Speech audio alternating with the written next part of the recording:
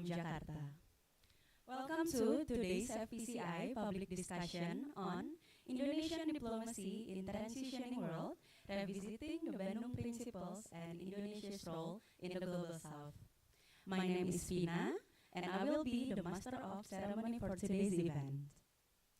We welcome our distinguished speaker for today's discussion, Dr. Hasan Wirayuda, Minister for Foreign Affairs of Indonesia from 2001 until 2009, and Dr. Marty Natalegawa, Minister for Foreign Affairs of Indonesia from 2009 until 2014.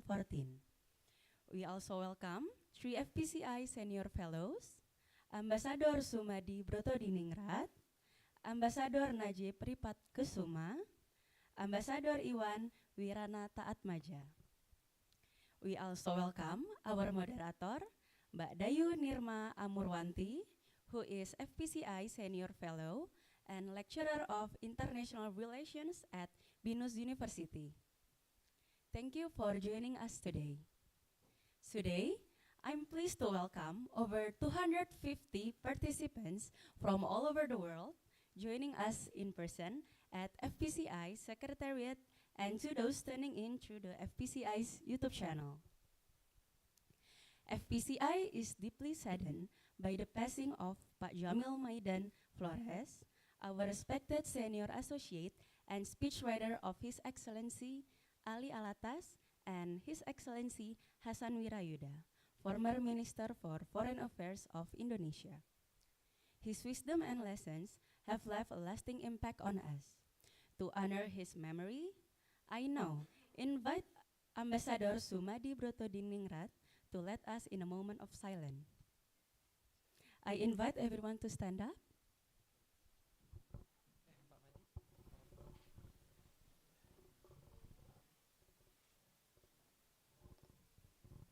Assalamualaikum warahmatullahi wabarakatuh. Salam sejahtera buat kita semuanya. Actually, today we are very fortunate to have with us our former foreign minister, 2 of them, not only one.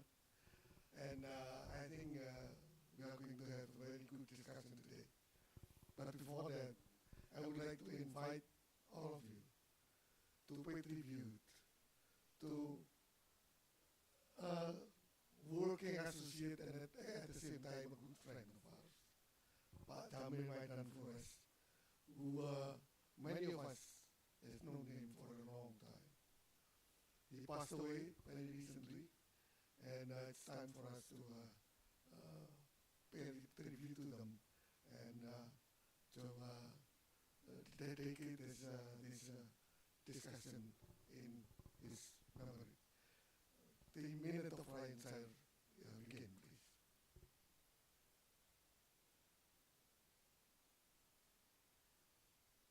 Thank you very much. And please restart the discussion.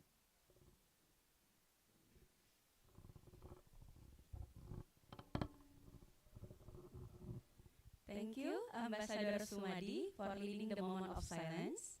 Pak Jamil's legacy will live on through the values he shared and the life he touched. A legend whose impact will not be forgotten. Moving on to public discussion, today we will dive into Indonesia's role in the global south as we revisit the Bandung principles and Indonesia diplomatic journey. Ladies and gentlemen, without further ado, allow me to invite Pak Hasan, Pak Marty, dan Mbak Dayu to come on stage and start the public discussion.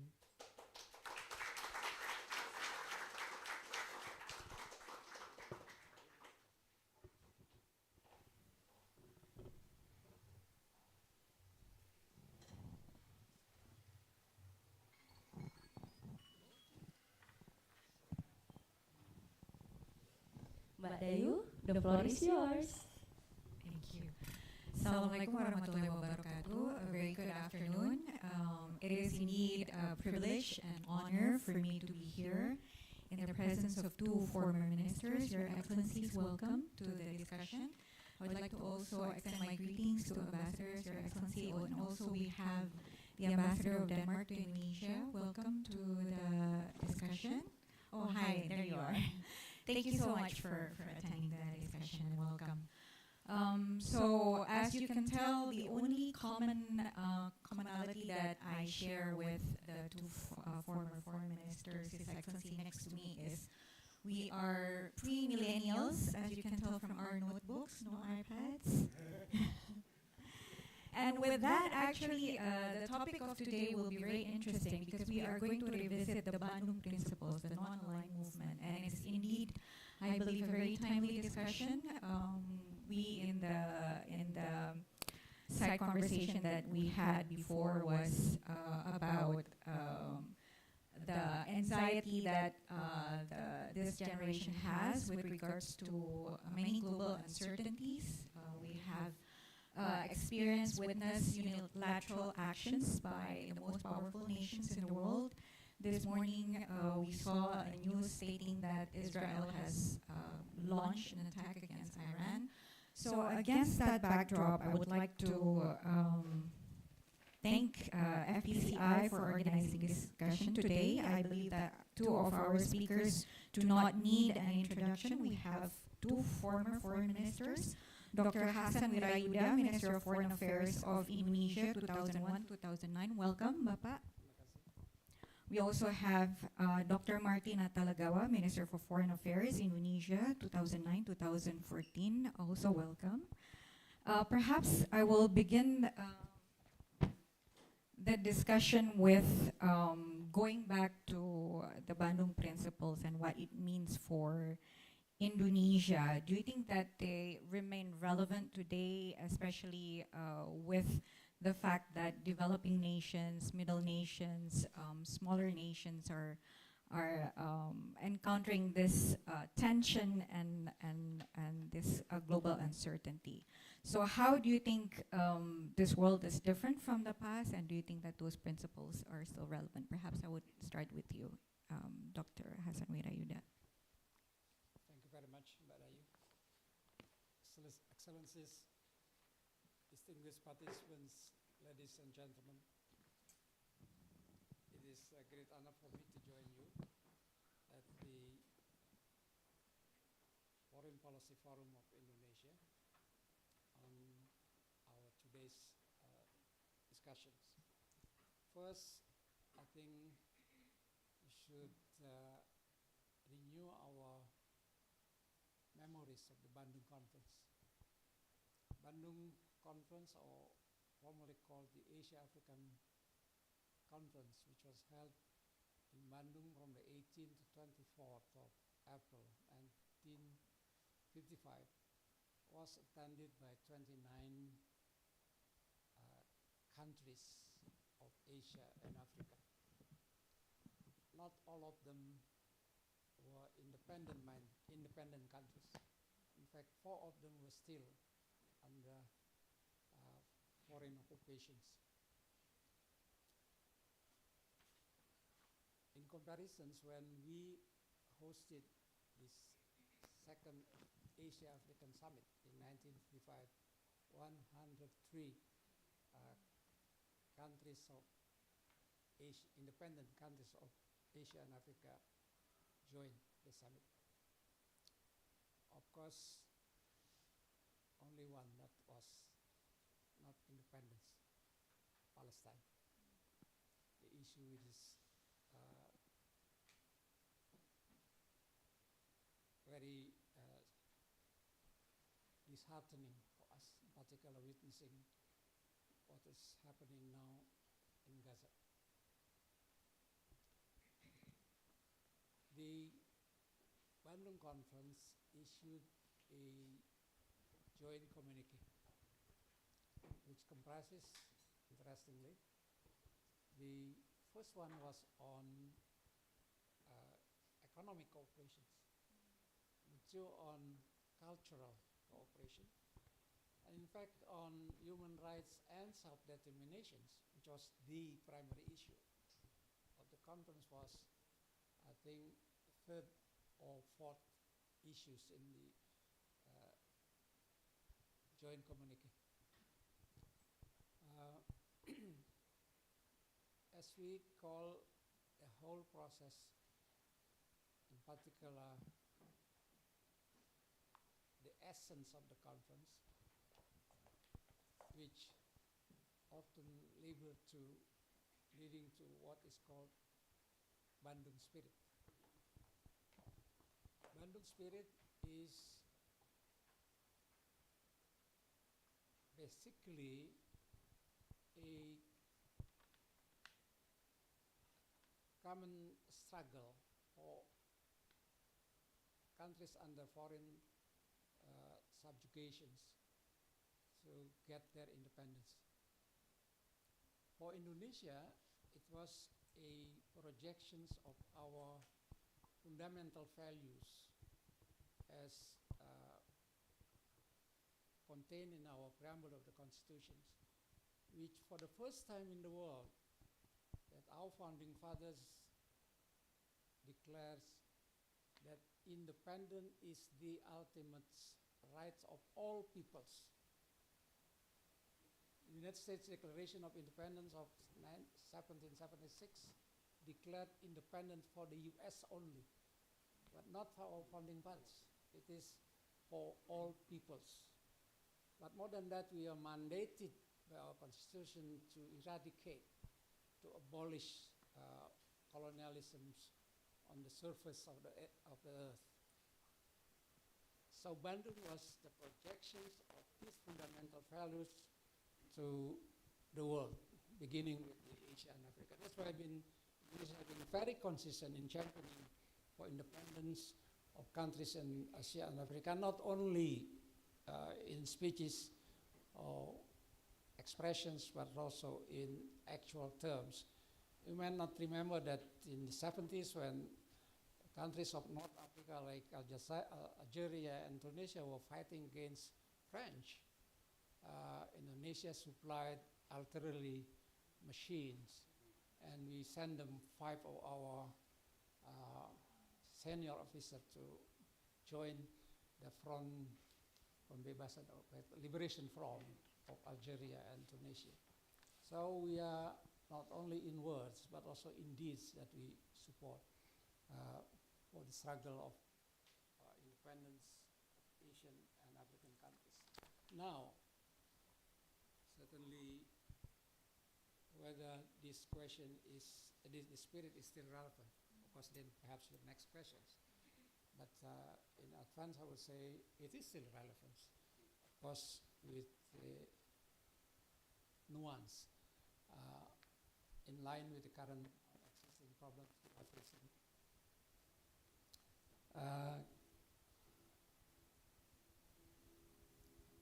Bandung spirits was the genesis of what's then in 1961, the founding of the non-aligned movement. And I believe that the Bandung spirit could also be founding the ideologies of what we now call the Global South. I will stop that. This is my introduction. Yes. Thank you. Before we invite Your Excellency, Dr. Marty, let me check with the online audience. Are we audible? Okay. Okay. It seems like we need to speak closer to the mic. So let me go to you if you'd like to also contribute to perhaps building on His Excellency Dr. Hasan Wirayuda has stated that it is perhaps the founding concept of the Global South and a non-aligned movement. How do you think the Global South, if it is well defined, there's also a certain contestation on that concept as well. If it is well defined, do you think that there is a role to play, and what kind of roles that we should play as well? Well, thank you very much indeed, and thank you to FPJI for organizing this activity, and I'm so delighted and honored to be sitting next to Pak Hasan on this specific occasion. It is not easy for any event to be both transformative and to be long-lasting at the same time.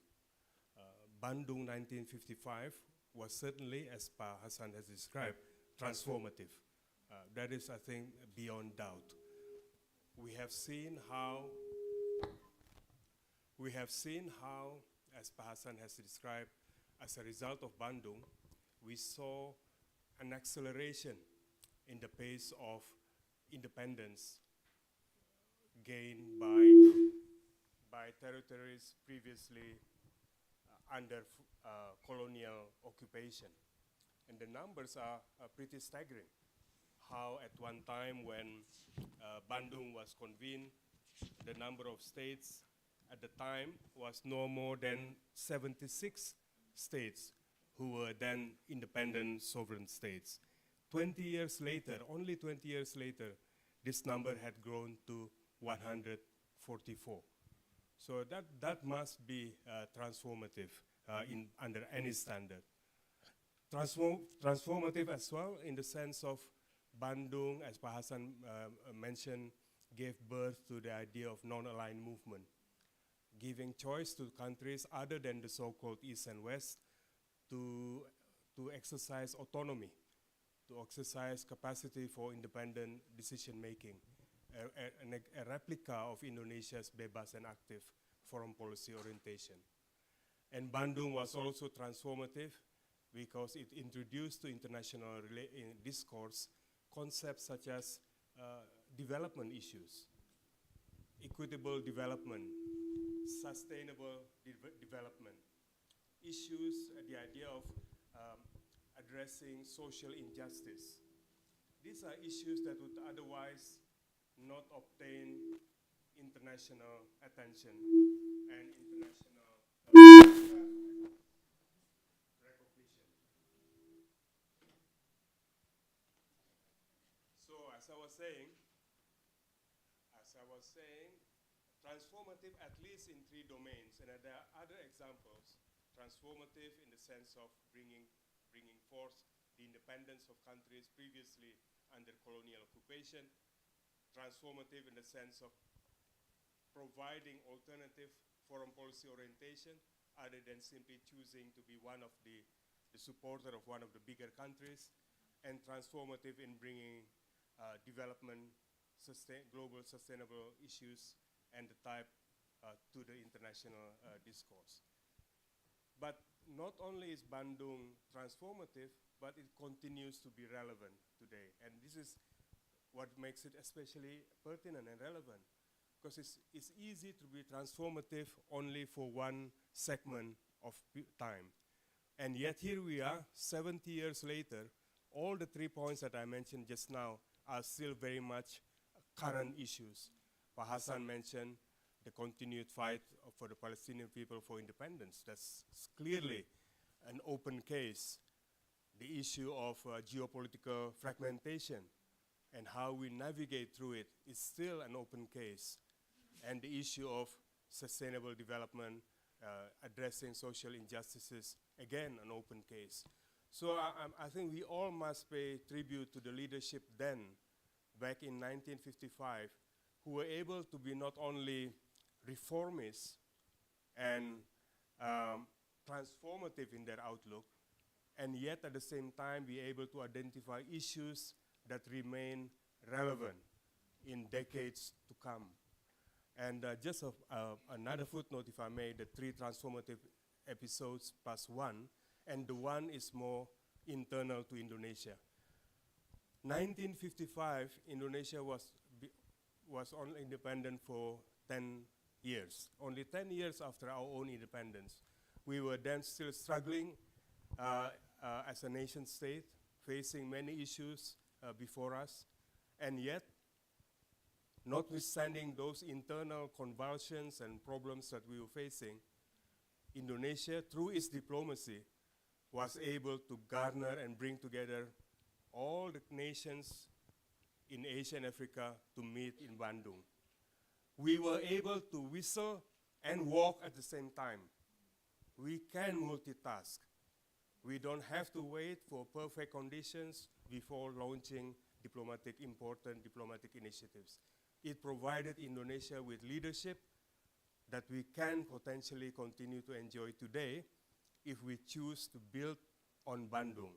But if we choose not to build on it, then alternative scenario can develop.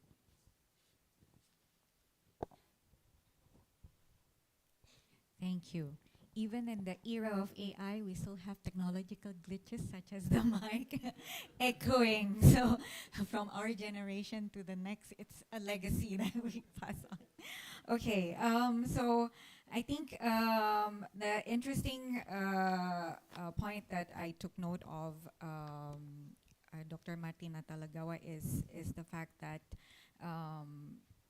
the Bandung Principles actually is an extension, if I may say, an extension of Indonesia's Bebas Active foreign policy.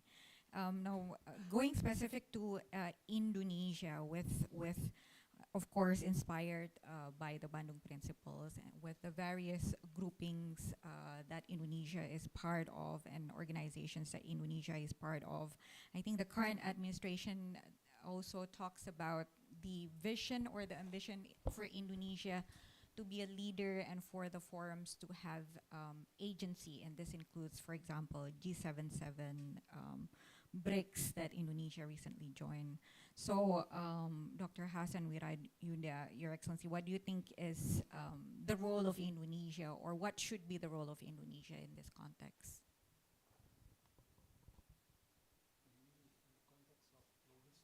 Yes.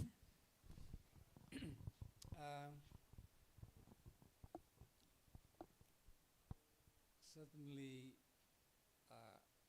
our world is now in disarray, and more disarray, simply because the existing world order, both on political and security, as well as on economy,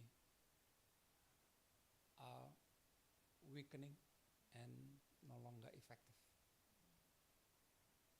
Trump 2.0 makes our world even in more disarray. Perhaps that may lead to a more chaotic world. This is the situation that developing countries, emerging economies are facing. And how should we respond to this? Of course, a lot is mentioned about a global south. I think we should clearly examine what do we mean by global south. Does it mean countries, a majority of countries and economies on the southern hemisphere, meaning in the southern part of the equator, or in contrast, that those even who claim as championing global south are from countries are from north. But likewise, when we distinguish ourselves, developing countries and economies, as a global south, is there a comparable global north? I don't think so. That's why a question whether global south may promote dialogue with the global north. It can be dialogue. Number one, because the global south is not yet well organized. Is it a movement or organizations? Even in comparisons with the non-aligned movement. The non-aligned movement was a movement which is much better organized, which was. It has secretariat, it has regular meetings, be they at the summit, the ministerial and senior officials, but also we have in New York an annual meeting of foreign ministers of non-aligned movement. We have a clear agenda. Likewise, the G77. G77 is a rather clear organizations. The formal names is countries of G77 and China. China claimed then as a developing countries, but did not want to be called as G77. That's why the grouping was called G77 and China. But still, G77 has clear agenda, has a concept to promote at the international level. You may recall that in the early 70s, G77 advocated and in fact promote what was then called the new international economic order. At one point, the UN General Assembly adopted a UN resolutions on sovereignty of states over its natural resources. Of course, 50 years later, we didn't hear about anything about the new international economic order. That's why the question relates to the whether or not the global south would again advocates the new global order. To me, I'm not skeptical, but at least we have to look at ourselves, in particular the countries of the south, to organize ourselves in order to have a good base for our claim, because, well, any reform for the existing world order with the political and security have failed. I joined the UN reforms in 1995, and every summit since then, I came to a conclusion it's not possible. Why? Because reform, like attempts to reform the Bretton Woods institution, World Bank, IMF, local regional development bank, which was agreed at the second summit in London, second G20 summit in London, in the end, went nowhere. Why? Because in 2015, when G20 summit was held in Turkey, the United States decided not to ratify the agreement on the UN reform, on Bretton Woods institution reform. I was hoping that as the Bretton Woods institution was practically monopolized, fully controlled by the G7, developed countries, I hope a success in the reform of the Bretton Woods institution could have a positive implications to the reform of the global order on political and security. But on both, as I said, we failed. That's why we must be very careful when we talk about whether Global South should promote reform of a global order. I don't dismiss it, but understanding the current situation and perhaps an opportunity for countries of the countries and economies of the South to have to prepare themselves, to organize themselves better. I think I should end at this point. Thank you very much.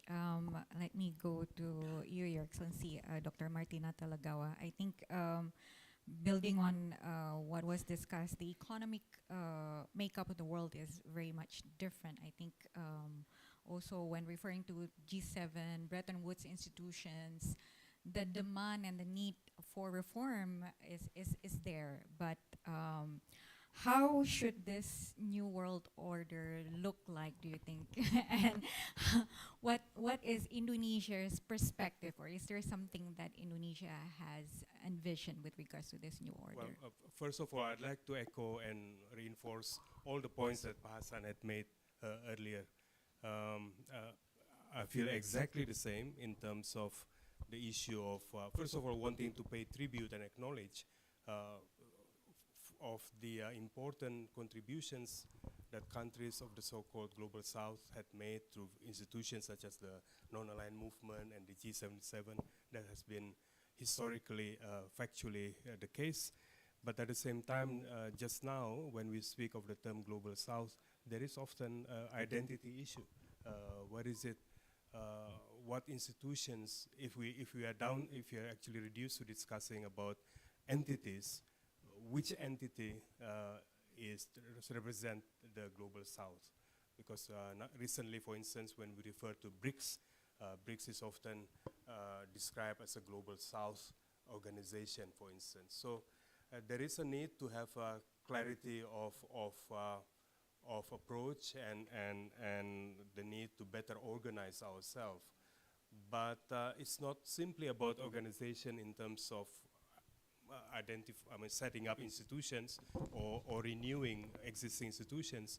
I think we need to really think through what are the issues that bind us nowadays, to basically ensure that the Bandung principles that we all aspire to and support find its modern manifestation and earn its modern relevance as well.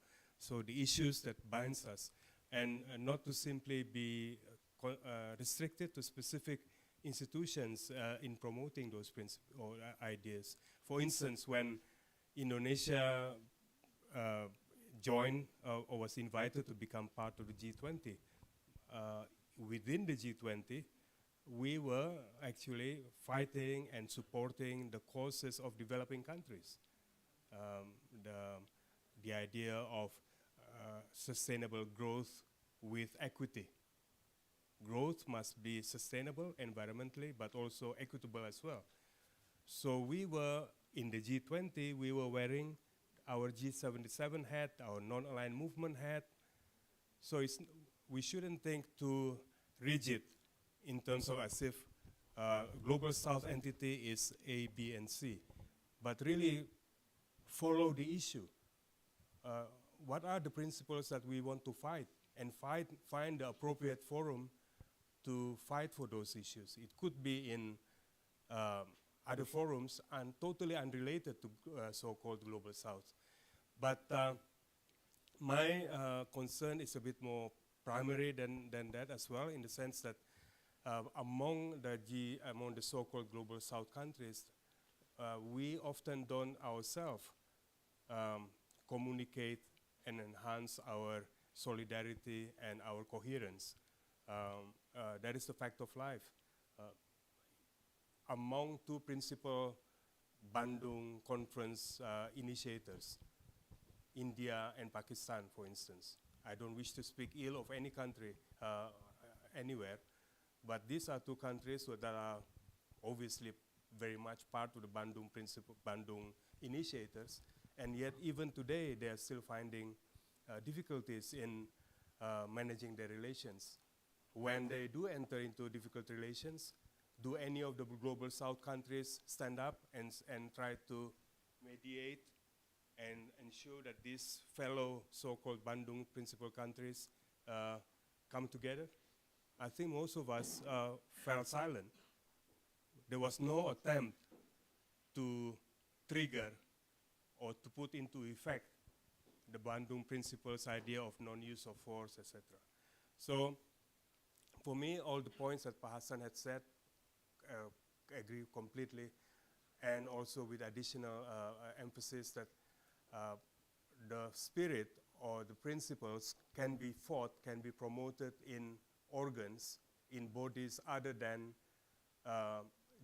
Global South entities themselves, such as within the UN. But the problem is the Global South itself is often divided. The UN reform that Pak Hassan had mentioned, the UN Security Council reform, most of the divisions about who next to become permanent members are to be found among the Global South countries. BRICS, this year under Brazil, I gather they are focusing on the idea of bringing global reform, reform to global governance that's fit for purpose, including in Security Council. But Brazil has its own opinion on this. So since we are now part of BRICS, I gather, then if we are in there, if these issues are being discussed, if we have a view, we have to speak up. Because otherwise it will be acquiescence. Kalau kita berdiam diri dalam pembahasan mengenai masalah in this type of issues, then it can be construed as if we have abandoned our own ambitions, which we never disown, to become a permanent member of the Security Council. So we need to get our own house in order, the Global South, if we are to be a bit more systematic and effective in our efforts. Yeah.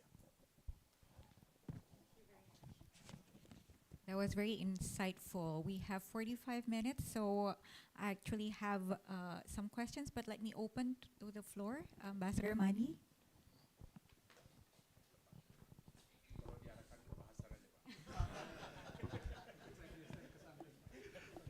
No, thank you very much.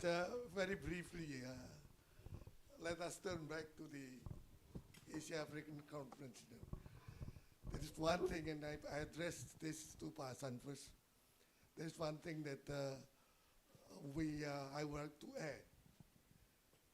Pa Hassan has already elaborated on the inheritance of or legacy of the Asian African Conference, perhaps taken from the text of the Dasa Sila.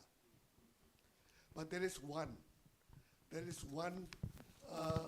legacy of Asia Africa Conference which is not textual but contextual. It is there that we realize that the first stage of decolonization is political liberation. The second stage is economic emancipation. Now, I think political liberation is almost finished. But the economic emancipation is not yet.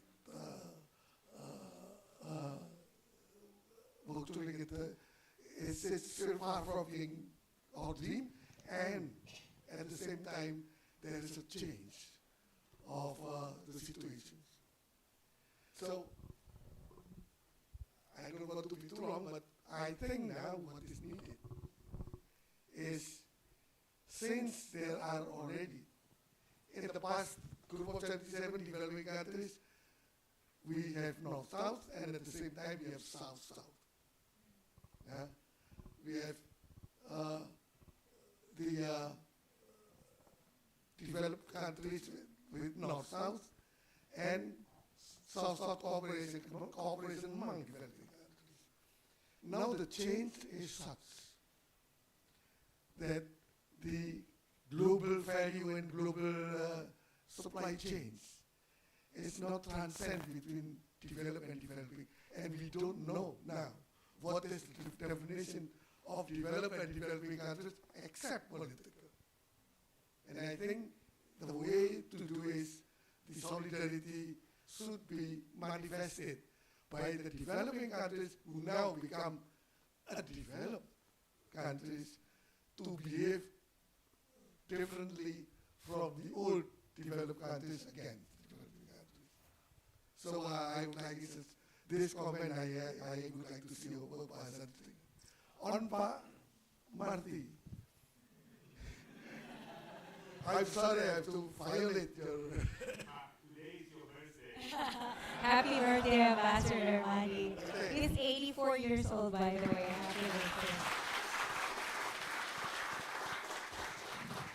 Pa Marty, at the time I was impressed with your concept of dynamic equilibrium.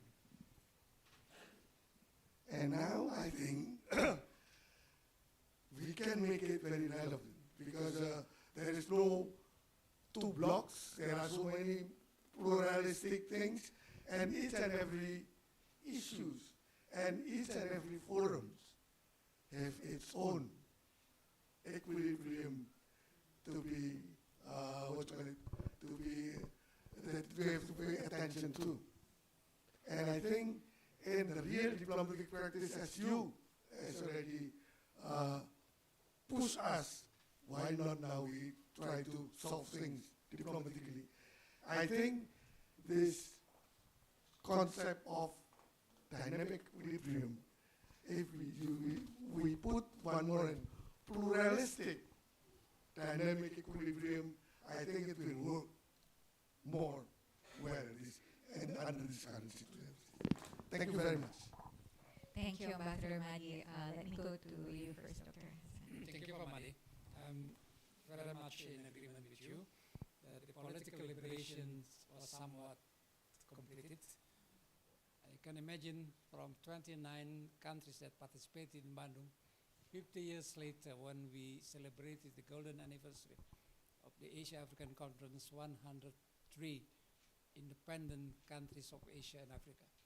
So what's quite a very good record in our common struggle to eradicate colonialisms. And I agree with you that when the political liberations are somewhat over, keep in mind that one country that's left, Palestine, that still we have to help them. On economic liberations, we are still very much struggling. That's why the main theme of the anniversary, 50th golden anniversary of the Bandung conference was on building strategic partnerships between Asia and African countries. And we agreed at that summit what we call the new Asia-Africa strategic partnerships, which basically we talk about what concrete things that we can do. We're no longer talking about the ideals, but the practical things that we can do. I was disappointed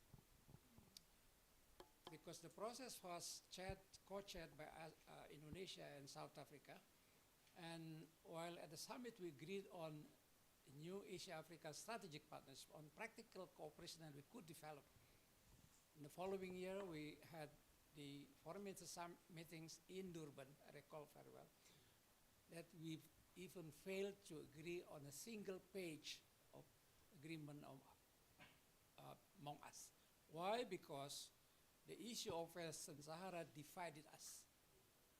South Africa invited the Polisario to participate, while my advice was, why don't we use the list of countries of the UN?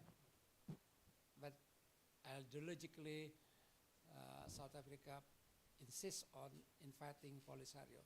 Of course, then it was strongly opposed by Morocco, and Algeria is strong supporter of Polisario. That's, the division between us on political issue that made us fail even on the good agreements, strategic partnership, economic strategic partnership. So, in other words, put it in a larger forum, larger global South. We are no longer monolithic. Even in Asia, Africa, we sense and political element had prevented us to work closely on economics. I have a feeling, Pamadi, that I have seen clearly that interregional cooperation doesn't work. Look, non-aligned open established G15 countries, G15 groups, comprising of countries like Indonesia, Malaysia, Iran, Aljazair, Egypt, Nigeria, South Africa, what else? Total 15. Not to mention, which I should mention that it also include Venezuela, Zimbabwe, and Cuba. So I attended the last time. In fact, it was when the G15 summit about to end its life. You can imagine at the summit in Venezuela, spoke in the opening three leaders, Chavez of Venezuela, and Castro of Cuba, and from Zimbabwe, Mugabe. They spent a whole day, all three of them. So they said, this is the end of the G15. And then when we searched who will be willing to host a summit, no one was interested. That's an example where trans-regional cooperation cannot be expected. Number two, on FIALA. We joined the process from the beginning.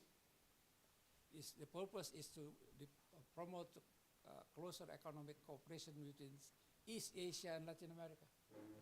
No one knows here about the existence of FIALA. Number three, D8. Of course, Pak Prabowo tadi the D8 summit in Cairo recently. But to me, the eight would like G15 FEALAC would end in similar fate. The last one was MICTA. MICTA is a group of emerging economies involving Mexico, Indonesia, Korea, Turkey, and Australia. From the beginning, Pak Marty, I was in great doubt about whether this organization could survive. Actually, they are all emerging economies. They have more reasons to survive. But being interregional, I would say perhaps by now it's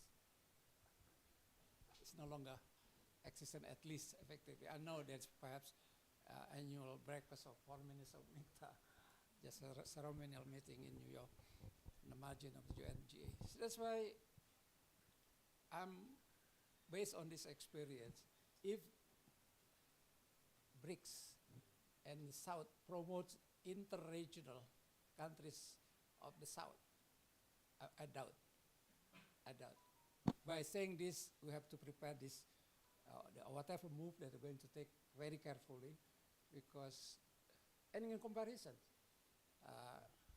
regional organizations do better. ASEAN and ASEAN plus 1 plus 3 partners are thriving.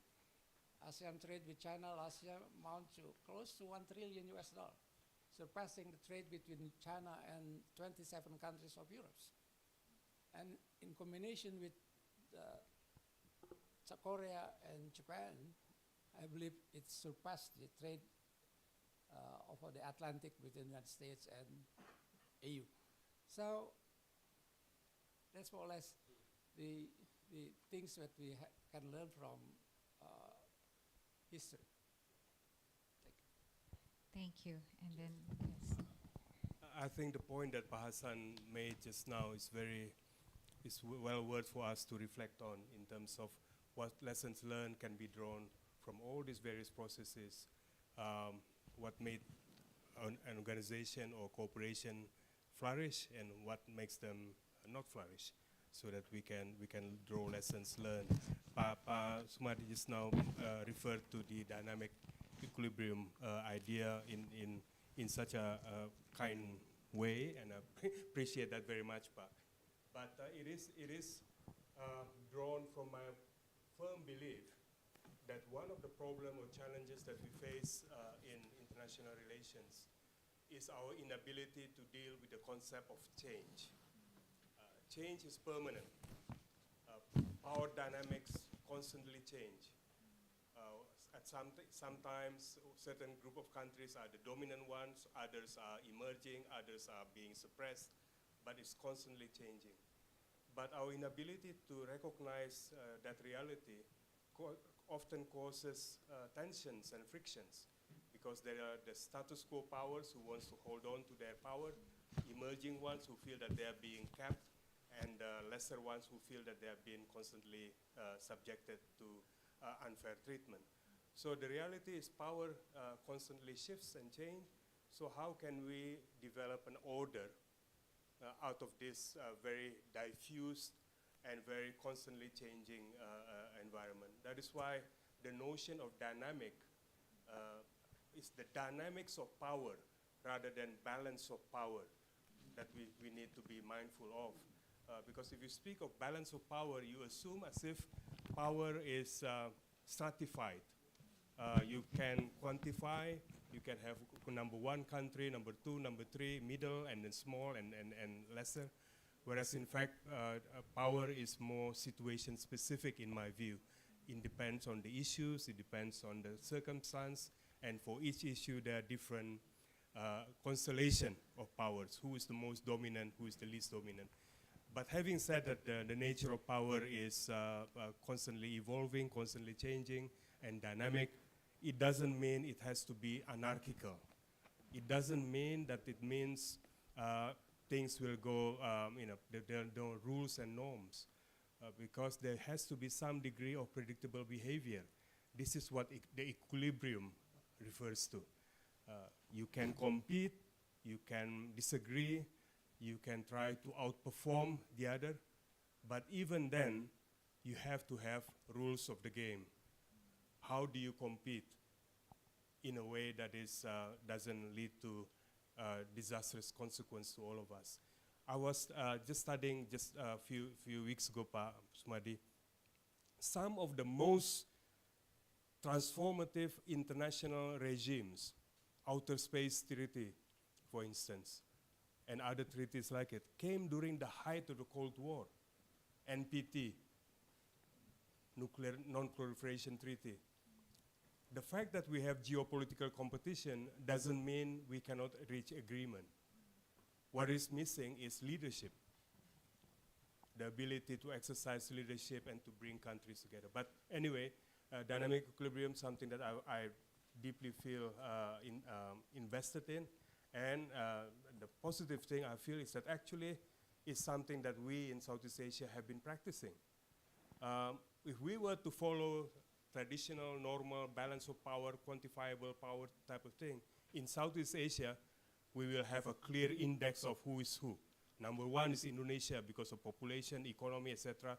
Number 10 is whoever. And you feel as if there is a discord, dominant and the least dominant.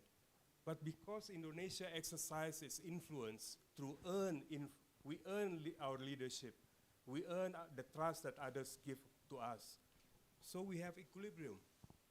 No one feels they are being threatened by Indonesia. We exercise our leadership through restraint, a bit more sophisticated, and Pa Hassan exercised the same throughout his time when we developed the East Asia Summit. East Asia Summit initially was meant to be only ASEAN plus 3. The ASEAN plus 3 was to lead to ASEAN East Asia community. But Pa Hassan, and I was with him, we supported the idea of having Australia and India and New Zealand in it as well. So kalau syrup, if you are to drink syrup, if you have too much of the syrup, it will become too sweet. You have to dilute it. You put more water. This is the case. If you only have ASEAN plus 3, the 3 will lead us, will be the leader. But having Australia, India, and New Zealand in it sort of made ASEAN the conductor, the dirigent. So we have been practicing it, as a matter of fact, in all our time. But I just hope we have the subtlety and the statecraft to manage this type of, and not to simply throw our weight behind one group and the other, because this is, I feel, is the best way to manifest our bebas active foreign policy. Very subtle, where we lean and not lean. But I appreciate the fact, though, Pa Sumadi, that at the last ASEAN summit, the Prime Minister of Malaysia, in his formal opening remarks, actually referred to it. He expressed support for the idea of dynamic equilibrium for our region. It didn't come from somewhere nearer. It came from Malaysia, the idea of dynamic equilibrium. Thank you. That's why, Pa Marty, you're a seasoned diplomat, and I am not. Anyways, are there any questions from the floor? Okay, yes.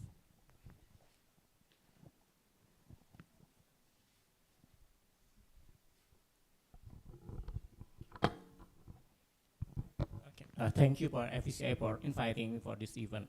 Okay, my name is Asep. I'm also for Bandung, and yeah, I'm also for Bandung, but I have several learning about diplomacy for you and UCRIS. I think for the Bandung, I read from Appius, the historian. Bandung spirit adopted for the role of church work in the Cold War, economic development, and decolonization, right? And today, the economic development is still a big question for us. And that's why I want to ask, how countries that already pursue and adopted Bandung spirit in 1953 for independence, which reflect the global south. When the years after that, countries that adopted it, also joining various of regional blocs and have various interests, even crossing between North and South for both state and non-state actors. Thus, how to manage this challenge at this moment, especially for the countries to manage for non-state actors' interests. Thank you. Okay, so that's multi-layered. You're also being very diplomatic. We have a hint of how to manage relations with non-state actors. Yeah, would you like to take that? First of all, I wanted to refer, in answering our colleague's question, to the point that I hope I'm not misrepresenting Pak Dino has made, or sometimes made. I recall him in one of his remarks saying that in contrast to decades past, the economic constellation has now moved to the so-called global south.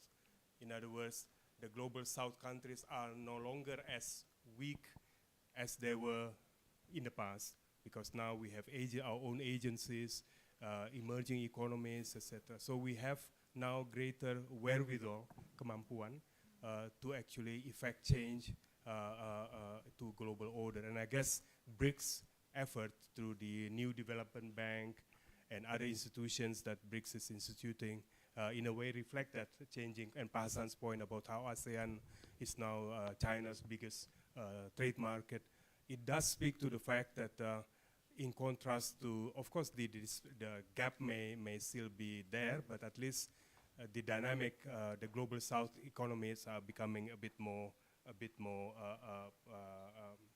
positive in a way. I didn't quite catch the gist of our colleague's question, but let me try to suggest two answers. I hope it somehow connects. The first one, I thought, point I wanted to say is that by being in a global south or followers of the Bandung spirit doesn't mean you have to, that you cannot belong to different entities or organizations, because you can belong to multiple organizations, regional and beyond the region. What matters to me is not as if you have to belong to only one specific one, but rather whether you champion the spirit of Bandung, etc., in all the organizations that you belong to. And I think this has been Indonesia's trait, where, as I said before, when we were in G20, when we are in G20, we promote G77 agenda, etc. So that's one point, that the global south is not, doesn't have to be a monopolistic commitment by its members, by its adherents. The second point I wanted to make is that if you were to referring to global, there's international and global distinction. When we speak of global international order, the need for its reform to make it more fit for purpose, primarily it seems to me it's still an interstate matter. How can we be sure that countries that are now more prominent get a sufficient recognition within the international organizations concerned, UN Security Council, the Bretton Woods system. But our world is now not only international, but it's also global. We have actors other than state. The pandemic, I think, it was a clear illustration of how problems need solutions outside of government sometimes. But we don't have the governance that provide recognition and role for non-state actors. At the moment, it's very much a state-centric model where governments make allowances for the role of non-state only at their discretion, and they're very jealous in protecting. Whenever you have international conferences, when you have NGOs, for instance, to be accredited, the governments are very cautious and jealous in wanting to be sure who is what. But the point that our colleague raised is a very pertinent one, and if I was a student still at university, which I'm thankfully not because I've done all that, I would do something like that.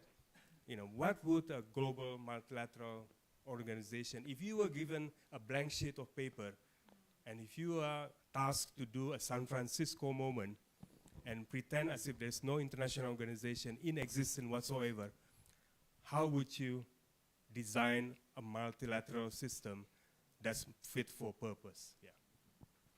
I'd like to add on Yes. what Marty just said. The recognitions of non-state actors at the international level is well recognized.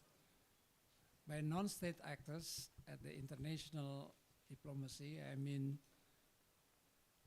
outside the state, intergovernmental organizations, non-governmental organizations, media, academia, even individual. But the problem lies at the national level. Actually, according to the new concept of governance of the 21st century, power must be distributed among actors within the state as well. I think the problem is more psychological for government official, for the bureaucracy to accept that there are other non-state actors who can play a role must be recognized. We see here, though also in appreciations that, for example, on the recent issue of mining of nickel in one or two islands in Papua, because of the pressure of non-governmental organization, non-state actors, that in the end, President Prabowo canceled, revoked the license for, how many? Four mining permits, yes. Though still continue with the one that start operating. But certainly you can notice here that despite the fact that the restriction here and there, that the role of the non-state actors in a way recognized. Thank you. I think we have time for one more question. Oh, I think I will, sorry, I will, okay, then two. You and then you. Him and then, yeah, the gentleman in front. Thank you so much. My name is Rafli, and hopefully I represent the youth. A question on this matter. So, Pak Hassan has said that the world is disarray, and Pak Marty has mentioned that Bandung Conference is transformative and also relevant. As transformative and as relevant as it is, do we need to replicate another Bandung Conference to face, to address the dynamic issues, the new issues, and also for Indonesia to have a bigger role during the uncertain moment? Do we need to replicate it once more, our 75 years of agenda to be relevant in this moment? Thank you. It may come back to you. Are you ready to host another Bandung conference? Okay. Yes. Okay. Three then. Three more. I'll take note. Yeah.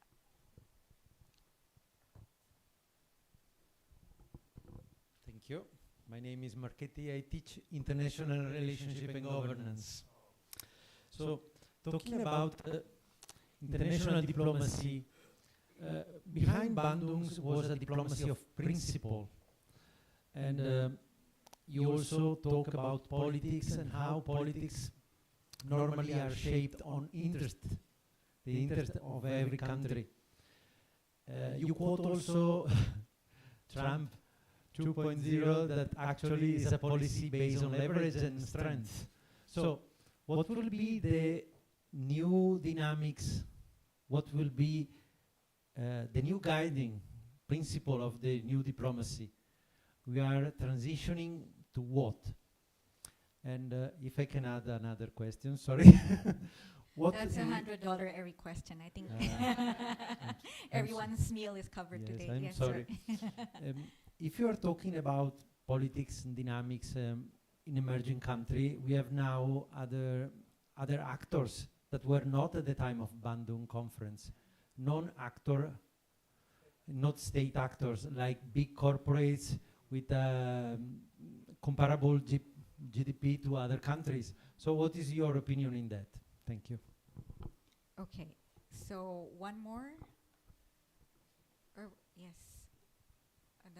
the gentleman in black. Would you like to ask a question? Hi, I'm Randy. I'm just a curious individual. So we've been the Global South for 70 years. Sure, some countries have achieved a commendable level of prosperity, but referring to the concept of economic liberation, the North got there first. The South seems to have received the short end of the stick. So, how is it possible? A 5-year-old question here. I consider myself a 5-year-old. Is economic liberation for the South in this climate and domestically with this kind of government, is that possible? Well, it seems we're going to be here for the whole day. Oh, we actually have one more question. Yeah, I think it's okay to have one more. And then we'll pass on to our distinguished speakers. Yes. Okay, thank you Ibu Dayu, Pak Marty, Pak Hasan. I'm Rivo, teaching international relations in private university, belong to Indonesian Army in Bandung.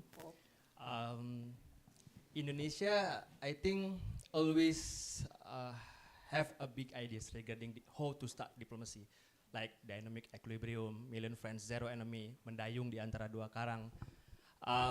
But right now, I think it seems more practicals, right, or pragmatics, like strong military meaning good diplomacy, right? What do you think about that, Pak? Because as we know, we already have a National Defense Council right now, meaning we are hope to have an integrated foreign policy and defense policy in a way to become a new powerhouse in the regions. But it's gonna be working, or what do you think about that? Thank you so much. Yeah. So thank you. I think it's also very topical because almost all countries in the world have their defense budget increased quite significantly. It seems to be the focus. So if I may summarize everyone's question, one, do we need another Bandung conference, and will you be the primary organizer? That's question number one. Question number two, how does new guiding principles look like? The big corporations are now sometimes are even more powerful than the state. How do we deal with them? How do we liberalize the global south economically, empower them? And is strong defense as a posture equals to stronger influence in international diplomacy? So those are the 4 questions.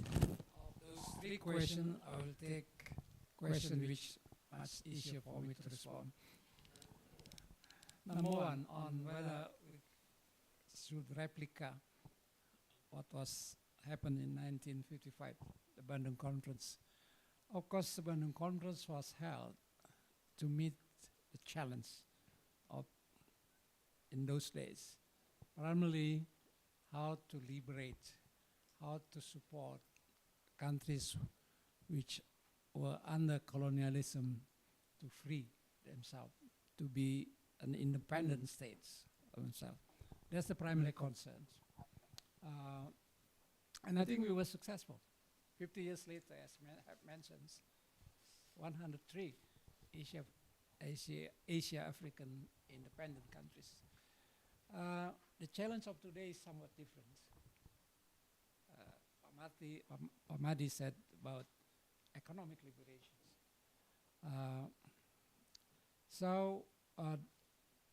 Actually, there are no same cases that they can replicate one and be successful in another.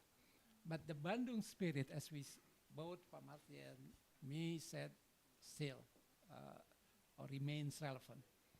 And of course with adjustment here and there, that we still can use the Bandung spirit to deal with the existing challenge that we are facing. Is that basically the question? And I agree with you. 70 years later, you take the initiative. In 1955, Bung Karno was 54 years old, right? Where is now the younger generations of Indonesia to meet the challenge of the day? Number two is on corporations now, they're being very powerful. How does... we recognize, the whole world recognize the important role of the multinational companies. But what we have now is just ordinary multinational companies. But high-tech companies are really, really powerful. And they're more powerful, not only in terms of budget they have, the accumulations of money in their hands, which often much larger than the certain nation state. Look how, even as powerful as the United States economic-wise, how Elon Musk play important roles, not only in the White House, but even when he's living in the White House, from the White House. And it's worrying even to Trump. That's, we may say, an excessive role, but that's the fact that governments or state has to take into account. For the good one is like the role that Microsoft plays. Bill Gates would donate huge billions of dollars for Africa, for social and health and economics purposes, in particular the eradication of extreme poverty. That's good role of big multinational company. But some others, I think we have to persuade them to do better on dealing with the current global economic crisis. And the last one? Economic liberation, and there's also like strong defense. Does it equal to? Well, ideally, diplomacy must be backed up, supported by a strong defense. That's, I think, our weaknesses in the past. Though in absence of strong military, didn't reduce our important roles in regional and global diplomacy. But it would be ideal if diplomacy is supported by a strong military. But you cannot say that it must be that military and diplomacy that made diplomacy a success. What else? There's also a question, how do we navigate basically Trump 2.0 as you have quoted? No one knows. No one Sorry, knows. no guiding principles. Not even Trump knows. Not even Trump knows. Okay, let me invite you, Pak Marty. Thank you very much for this question. Some, I think, almost a comment rather than a question, but still, on the first point about the need to have another Bandung conference, I personally, normally I tend to focus on substance over form. So I'm not normally a great fan of simply having ceremonial event where you basically come, have big event, and then you leave and leave things as they are. But at the same time, I wish to recall as well, there are conferences such as the original Bandung Conference and the many ASEAN summits that we've had in our region, which has become the trigger for transformative changes. So it's less the conference itself, less the convening of an event, but what would be the sustaining idea or the idea that will come out of it. It could be launched at a conference, it could be launched in a format of this type. You don't need much fanfare, but you need to have relevant ideas, transformative idea. And having said all that, but it seems if ever there was a justification for a conference to be convened this year, Bandung would have been it, right? Because 70 years doesn't come this is a once in a 7-decade occasion, and given the fragmented world we are in today, even a ceremonial gathering can be justified. But it is what it is. Maybe all of you can come up with ideas. If we do not actually have a conference, what would be the ideas that we would like to contribute to renewing the Bandung principles and making it fit for purpose for today's age? The second point, our colleague, thank you very much. There were several elements there. Just a couple of points. I'm not sure whether they are relevant to the question that you had asked, but I do honestly feel that one of the key challenges that whenever we think about reform of the multilateral system, we can be a bit less ambitious. The less ambitious one would be reform that simply make the institutions more fit for purpose in representing newly rising powers that had hitherto been relatively ignored. They now have a place around the table. But a bit more 21st century answer would be one that allows for the role of non-state entities.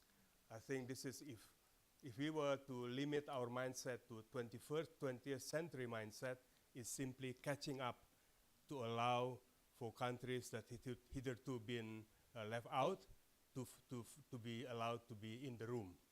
But as I am a great believer in dynamics of power rather than balance of power, a solution of that type, I believe, will become obsolete from day one. Whoever you open the door to, you are the new veto-wielding power. You have another group of countries outside saying, why not me? Why not my country? So I think the solution to multilateral governance reform must be a bit more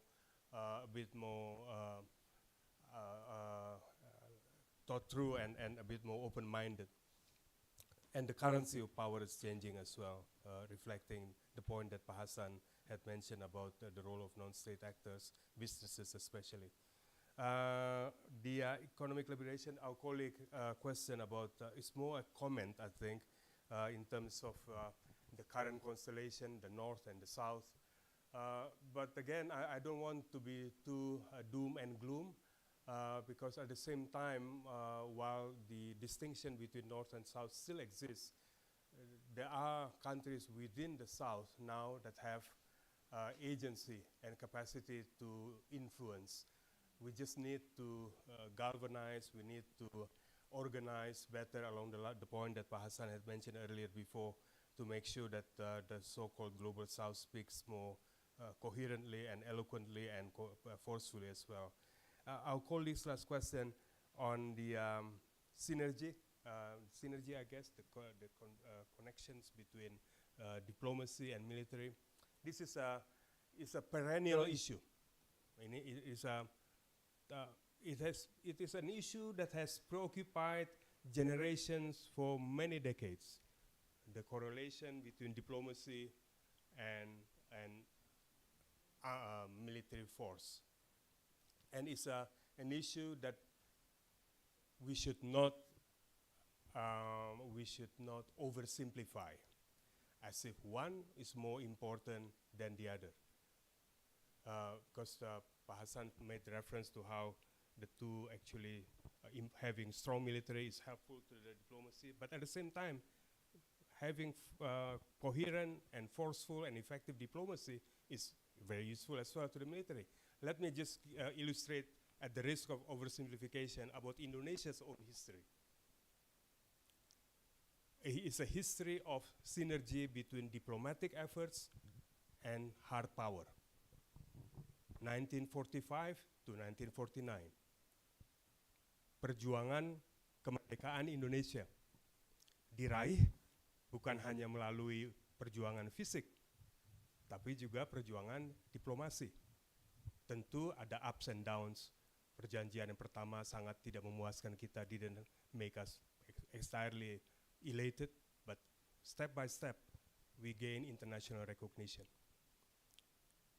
Irian Barat, kembalinya ke bumi pertiwi dengan cara tentu penggunaan hard power, tapi juga dengan cara yang diakui oleh masyarakat internasional melalui Act of Free Choice, melalui UN General Assembly.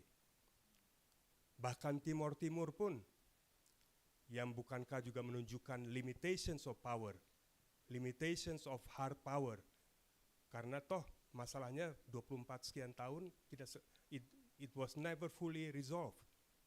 Dan when it came to the way it did, diplomacy had to come to the fore to manage the post-separation issue. Pak Hasan and many of us from Deplu in this room lived through that period. We know what it meant for our military disanksi, tidak bisa membeli persenjataan alutsista dari negara besar.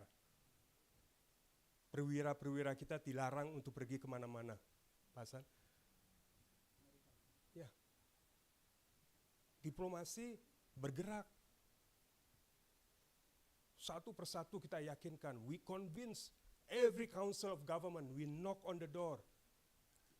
What we are doing itu, itu nggak betul. Tahun 2003, ketika when Indonesia promoted the idea of Treaty of Amity and Cooperation that should be exceeded by all countries other than ASEAN countries, one of the rationale was Indonesia at the time after reformasi was facing internal convulsion. Ya, 76 yang pertama. The 76 amity, 1976, but then we expanded it to include other countries as well. So to create a peace zone in our region, to allow our military untuk recalibrate, to regroup UN peacekeeping missions dari TNI kita.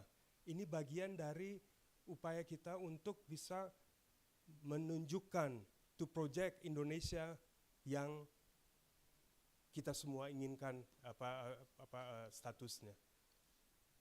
Jadi when we speak about the synergy between diplomacy and military forces, it goes two ways. UNCLOS 1986, 82.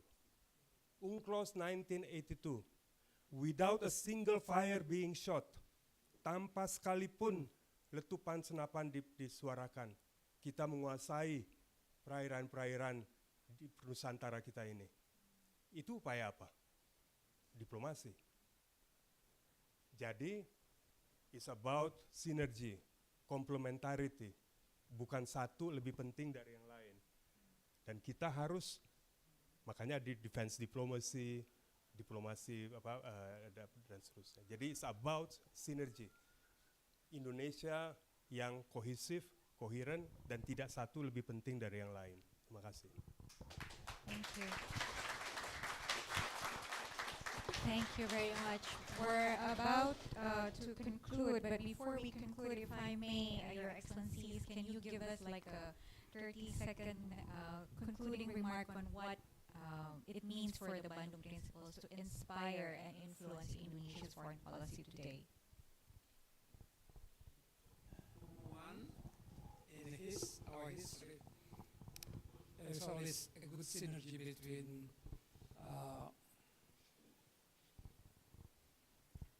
physical struggle and diplomacy. Two sides of one coin. And in fact, this happened, as Pak Mati said, when we struggled for for our independence from 1945 to 1950, basically, diplomacy has much bigger challenge because in terms of military or military struggle, we had only the Netherlands as our enemy. But on diplomacy, we fought against the whole world because then our claim to our rights to independence, not only ours, means Indonesia, but the rest of those colonized countries and peoples. We fought against the existing international political and legal system which did not recognize the colonial countries to be independent. Only 21 years later, the UN Covenant on Civil and Political Rights and Covenant on Economic, Social and Cultural Rights, for the first time, the world recognized that all people shall have the right to self-determination.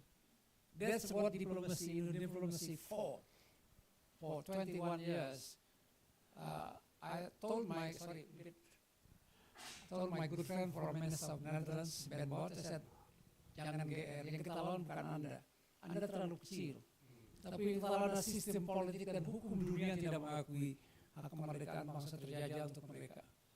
21 tahun kemudian baru Anda mengakui being party itu perjuangan besar kita dalam diplomasi. Perjuangan militernya ya, tapi dia hanya melawan Belanda. Kita melawan the whole system, international system yang tidak fair buat negara-negara terjajah. Yang kedua, tadi good synergy between military. Saya ingin berikan contoh bebas aktif yang paling cantik untuk kita tidak hanya harus memihak pada blok A atau blok B dalam pengertian non-aligned, tapi justru kita, dan disebut Pak Marty dalam case pembebasan di Irian Barat, kita akan be a good friend of blok A dan blok B, meaning United States and Soviet Union, and to secure our national interest untuk mengembalikan Irian Barat dalam NKRI. Jadi karena itu saya tidak sependapat pandangan bahwa bebas aktif berarti netral. No. Kita punya pendirian, punya sikap. Dan tidak hanya harus tidak memihak A atau B. Kita bisa berteman keduanya. Kita dapat bantuan militer dari Soviet $1 billion, made Indonesia the most powerful country in the region militarily. Amerika was worried. Indonesia jatuh ke rangkulan Soviet. Karena itu mencari jalan keluar untuk membantu Indonesia mencari solusi, menekan Belanda untuk negosiasi. Jadi that's diplomacy. Bukan pertempuran, memang ada pertempuran, kapal ya sudah tenggelamkan, tapi mungkin buat adik-adik nggak tahu, waktu itu kita memiliki 6 kapal selam. Sekarang kita punya ada yang nyelam nggak balik lagi. Kita punya 6, tapi ketika saya ceramah di Moskow, We have empat, Your Excellency. saya ceramah di Moskow, seorang direktur, Profesor Victor Somsky mengatakan bahasa Anda salah. Loh, kenapa salah? Ada 12 kapal selam yang di bawah komando Indonesia. 6 diantaranya adalah yang diawaki oleh tentara Rusia. Dan Amerika pasti tahu dengan itu. Jadi kita memang ketika Bung Karno mencanangkan kita rebut, kita sudah siap. Karena itu Amerika juga khawatir. Karena Amerika mencari solusi dengan mempertemukan Indonesia, perjanjian Runingan di Williamsburg, Alice Bunker menjadi negosiatornya, mediatornya, dan New York Agreement tahun 62, 69 diserahkan pada Indonesia. Jadi banyak sejarah dari diplomasi kita yang terusnya ada yang mudah untuk ketahui di mana banyak kekuatan kita sebelumnya sejak Indonesia didirikan 17 Agustus 45. Thank you very much. Let's give a round of applause for Dr. Excellency.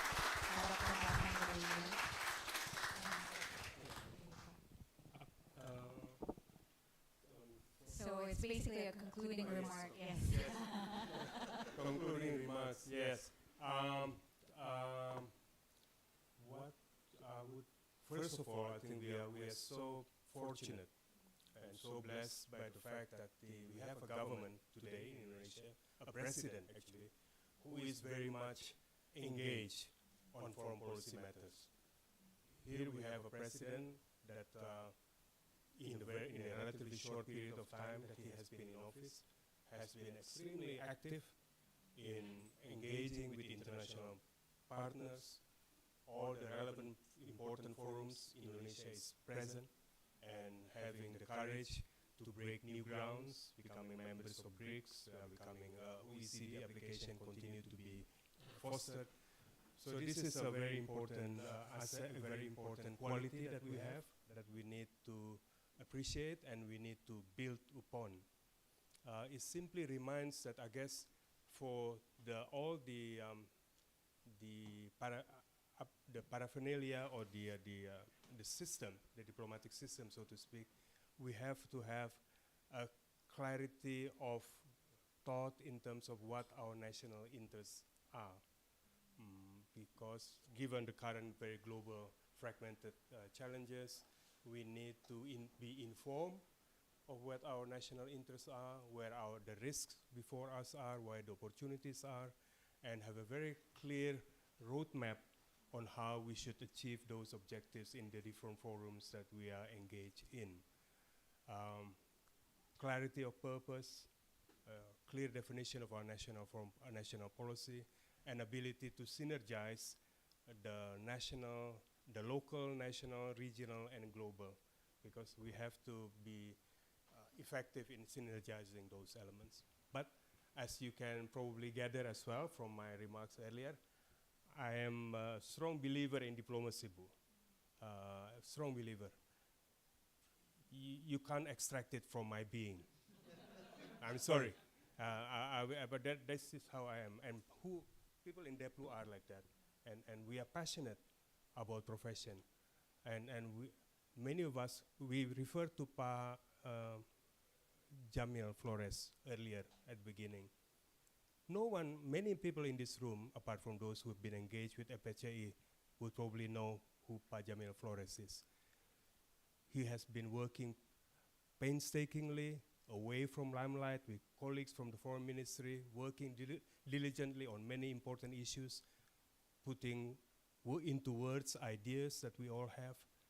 But that's the nature of diplomacy. We work away from the limelight. When we prevent conflict, no one may even know that we prevented a conflict, because that's the nature of prevention. Even to prevent, you need to do heavy lifting.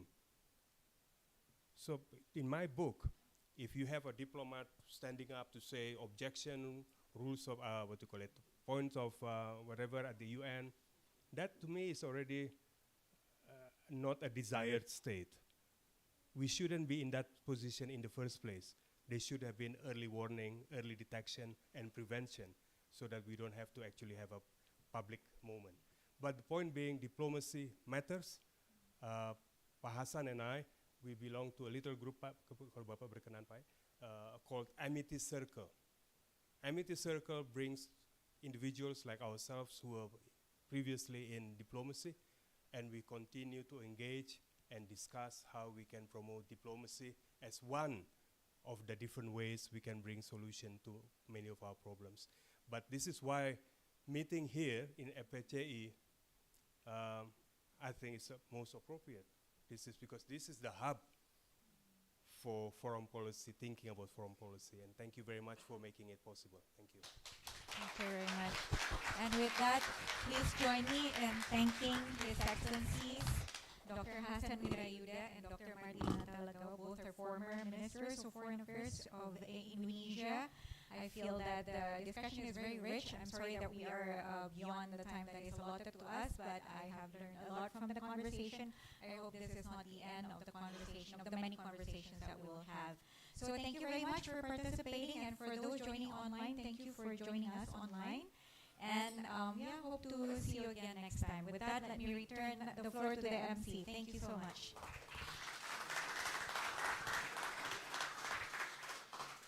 Thank you Pak Hasan dan Pak Marty for sharing your incredible insights, and also thank you to Mbak Dayu for moderating today's discussion.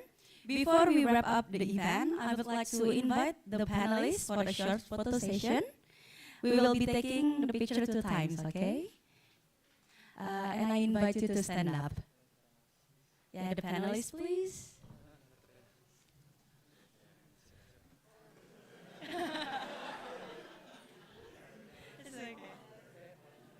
Okay, on my count, 1, 2, 3. One more time, 1, 2, 3. All right. Okay, sure. Now everyone can stand up.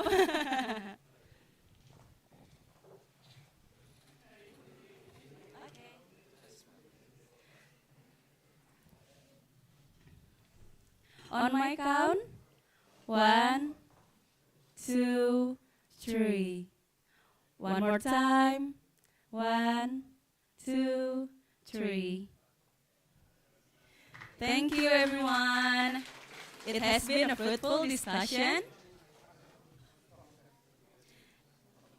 And I'm sure the audience found the session interesting and highly informative. Today's event is available for rewatch on FPCI's official YouTube channel at Secretariat FPCI. You can follow our social media for the more information about events via Instagram or Twitter FPCI Indonesia. See you at the next FPCI event.